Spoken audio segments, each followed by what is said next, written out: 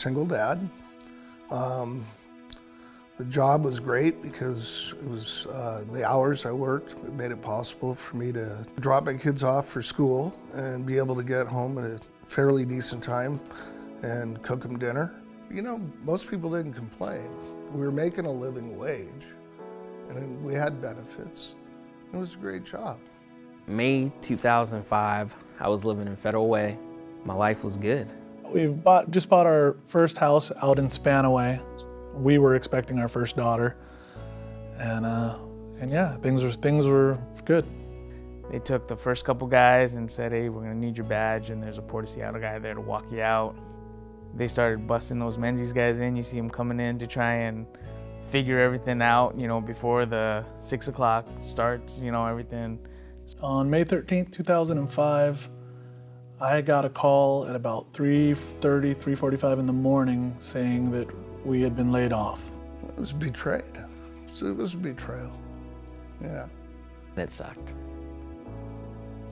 A lot. I got car payments, I've got all these bills and stuff. How am I gonna do it? What's my credit gonna be like? How am I gonna survive? That day was the death of the Alaska spirit in my mind. What they did to us that day was hard. It was hard on a lot of people. It was hard on a lot of my friends. It was hard on me. During that time of looking for a job, me and my family were just broke. I ran out of money. I had to move home with my wife and my kids. Almost everybody I know of, you know, took 3 steps back.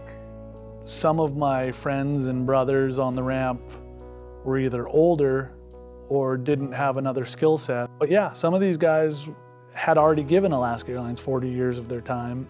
Going out and getting another job when you're that late in your work life is not an easy thing to do. And not a lot of people are looking for those types of people, especially not for any kind of physical labor job.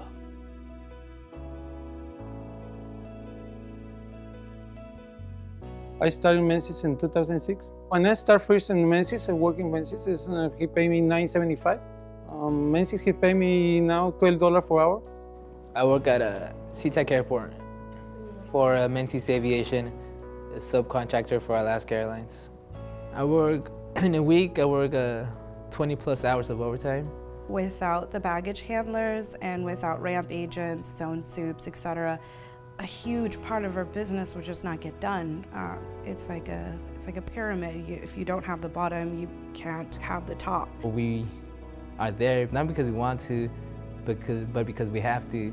There's a really high turnover rate for the same reason, because there's little low pay for such a hard work.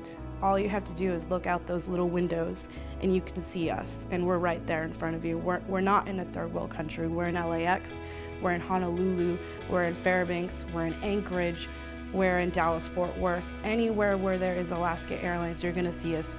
I don't think it would hurt your company if you had to pay a little bit more for a living wage.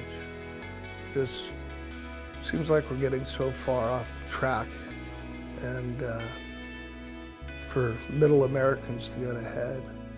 And I think that there is a corporate responsibility on some level to give a living wage, and so people can get ahead and own a house and raise a family.